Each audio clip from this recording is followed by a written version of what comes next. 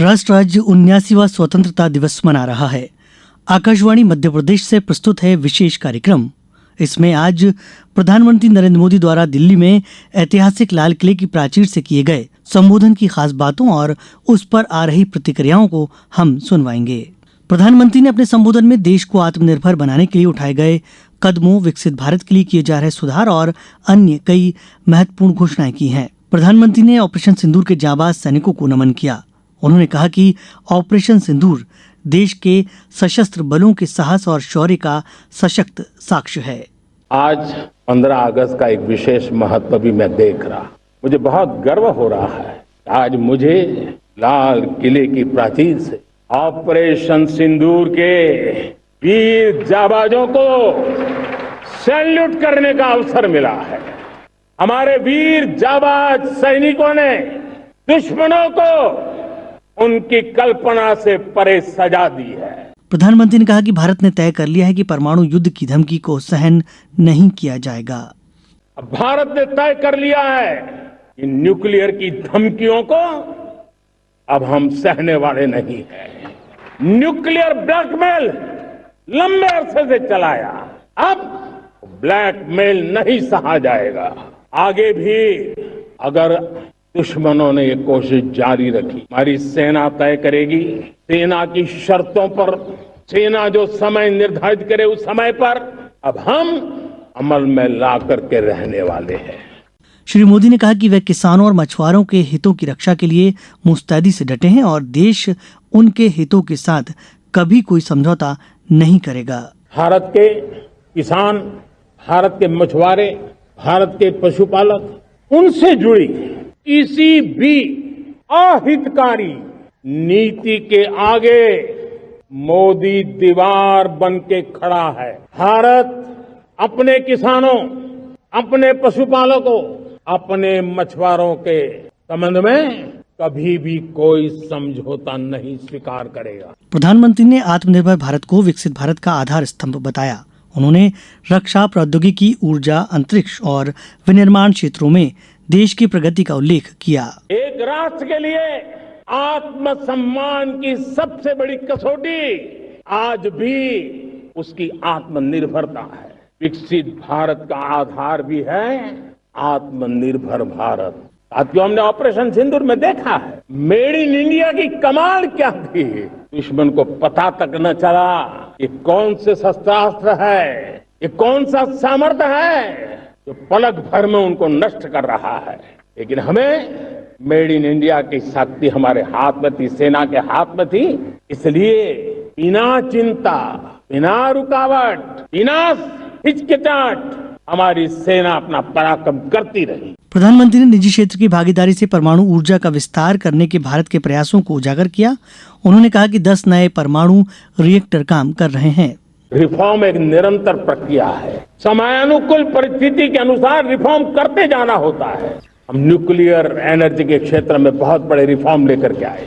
अब हमने private sector के लिए भी परमाणु ऊर्जा के द्वार खोल दिए हैं। हम शक्ति को जोड़ना चाहते। आज 11 वर्ष में सोलर एनर्जी 30 गुना बढ़ चुकी है। हम नए नए डैम बना रहे हैं ताकि हाइड्रो का विस्तार हो और हमें क्लीन एनर्जी की उपलब्ध हो। प्रधानमंत्री ने भारत के अपने अंतरिक्ष स्टेशन के लिए महत्वाकांक्षी योजनाओं की घोषणा की।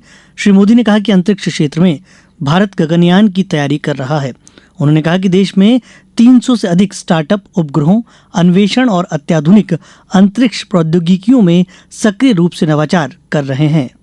हम स्पेस में भी अपने दम पर आत्मनिर्भर भारत गगनयान की तैयारी कर रहे हैं। हम अपने बलबूते पर हमारा अपना स्पेस स्टेशन बनाने की दिशा में काम कर रहे हैं।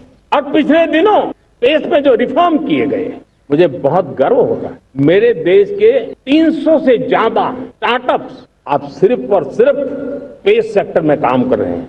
श्री मोदी ने अपने संबोधन में कई महत्वपूर्ण घोषणाएं भी की हैं। उन्होंने कहा कि समुद्री संसाधनों के दोहन के लिए गहरे जल में खोज के लिए राष्ट्रीय मिशन बनाया जाएगा। देश को विकसित बनाने के लिए हम अब समुद्र मंथन की तरफ भी जा रहे हैं। हम समुद्र के भीतर के तेल के भंडार, गैस के भंडार, उसको खोजने की दिशा में एक मिशन मोड में काम करना चाहते हैं। और इसलिए भारत ने national deep water exploration mission शुरू करने जा रहा है। प्रधानमंत्री ने कहा कि भारत दुश्मनों को करारा जवाब देने के लिए सशक्त हथियार प्रणाली सुदर्शन चक्र मिशन शुरू करेगा। अब देश सुदर्शन चक्र मिशन लॉन्च करेगा। ये मिशन सुदर्शन चक्र एक पावरफुल वेपन सिस्टम दुश्मन के हमले को न्यूट्रलाइज तो करेगा ही करेगा, लेकिन कई गुना ज्यादा दुश्मन पर हिट बैक करेगा। आने वाले 10 सालों में हम उसको प्रखरता से आगे बढ़ाना चाहते हैं। प्रधानमंत्री ने 1 लाख करोड़ रुपए से प्रमुख रोजगार योजना शुरू करने की घोषणा की। इसके तहत निजी क्षेत्र में पहली नौकरी पाने वाले युवाओं को सरकार की ओर से 15,000 रुपए मिलेंगे। आज से प्रधानमंत्री विकसित भारत रोजगार योजना आज ही 15 अगस्त को लागू हो रही है। इस योजना के तहत निजी क्षेत्र में पहली नौकरी पाने वाले नौजवान को 15,000 रुपया सरकार की तरफ से दिए जाएंगे। कंपनियों को भी नए रोजगार देने के अवसर जो भी ज्यादा जुटाएगा उनको भी प्रोत्साहन राशि दी जाएगी। प्रधानमंत्री ने घोषणा की कि आगामी दीपावली तक नेक्स्ट जनरेशन जीएसटी सुधार शुरू किए जाएंगे। इनका उद्देश्य रोजमर्रा की वस्तुओं पर कर की दरें कम करना है। हम नेक्स्ट जनरेशन जीएसटी रिफॉर्म्स लेकर के आ रहे हैं। ये दिवाली के अंदर आपके लिए तोहफा बन जाएंगे। सामान्य मानवीय की जरूरतों के टैक्स भारी मात्रा में कम कर दिए जाएंगे। प्रधानमंत्री ने नेक्स्ट जनरेशन सुधारों को लागू करने के लिए एक प्रतिबद्ध सुधार कार्यदल बनाने की भी घोषणा की। नेक्स्ट जनरेशन रिफॉर्म्स के लिए हमें एक टास्क फोर्स गठित करने का निर्णय किया। ये टास्क फोर्स समय सीमा में इस काम को पूरा करे। वर्तमान नियम, कानून, नीतियां, रीतियां 21वीं सदी के अनुकूल, वैश्विक वातावरण में अनुकूल और भारत को 2047 में विकसित राष्ट्र बनाने के संदर्भ में नए सिरे से तैयार हो और उसका समय सीमा में अपना कार्य पूरा करने के लिए इस टास्क फोर्स की रचना की है। प्रधानमंत्री के संबोधन का सभी क्षेत्र के लोगों ने स्वागत किया है और इसे विकसित भारत के संकल्प के लिए महत्वपूर्ण बताया है। वरिष्ठ पत्रकार विजय दत्त श्रीधर ने कहा कि इस संबोधन के 3 महत्वपूर्ण आयाम हैं। पहला आयाम तो है पाकिस्तान को 3 मुद्दों पर बहुत खरी और स्पष्ट बात करना। एक बात तो ये कि जो सिंधु जल समझौता था वो नहीं होगा, क्योंकि उन्होंने तो ये अपना सिद्धांत दोहराया कि खून और पानी एक साथ नहीं बह सकते। दूसरा मुद्दा उन्होंने ये कहा कि भारत अब परमाणु ब्लैकमेल बर्दाश्त नहीं करेगा। आपने कहा सिंदूर के संबंध में उन्होंने विस्तार से वो दिया और ये कहा कि यह हमारे भारत की 140 करोड़ जनता की आक्रोश की अभिव्यक्ति थी और उसमें हम बहुत सफल रहे। दूसरी बात जो महत्वपूर्ण कही है वो है कि आर्थिक सुधार, उसकी गति साथ साथ अब एक बार फिर तेज हो रही है और उस तेज गति के कारण क्या होगा, हमारे कराधान प्रणाली में थोड़े सुधार होंगे। और तीसरी बात उसमें यह है कि हमारे यहाँ जो कानून हैं, पहले चले आ रहे थे वो मैकाले के जमाने कानून, अब 3 नए कानून बन गए हैं और उसके कारण हमारे यहाँ कानूनी जो न्यायिक प्रक्रिया होती है, न्यायिक वो है, इसकी गति बढ़ेगी। तीसरा मुद्दा जो उनका था वो है आत्मनिर्भरता और इसमें ये पहला उसका उद्देश्य है हम रक्षा के मामले में, सुरक्षा के मामले में भारत पूरी तरह आत्मनिर्भर की ओर बढ़ेगा और सभी तरह के जो कदम हो सकते हैं वो सुरक्षा के लिए, सुरक्षा तंत्र के लिए वो सारे कदम उठाएगा। वहीं वरिष्ठ पत्रकार सतीश एलिया ने कहा, महत्वपूर्ण बात जो उन्होंने कही है वो ये बताया है कि पिछले 10 वर्षों में भारत ने विकास की दृष्टि से, आत्मनिर्भरता की दृष्टि से क्या मकाम हासिल किया है। किसानी के क्षेत्र में, खेती के क्षेत्र में भारत लगातार आगे बढ़ रहा है और उन्होंने बताया कि मत्स्य के उत्पादन में, चावल के उत्पादन में, गेहूं के उत्पादन में और कई सारी चीजों के उत्पादन में आज हम दुनिया में दूसरे नंबर पर पहुंच गए हैं। एक वक्त था जब भारत अनाज पर दूसरों पर निर्भर रहता था और आज हम दुनिया के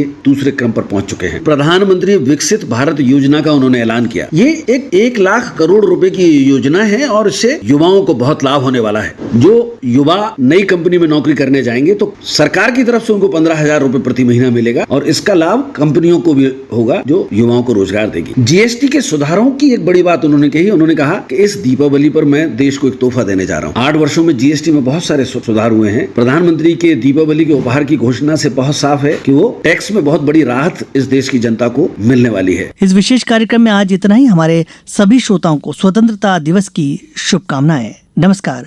जय हिंद।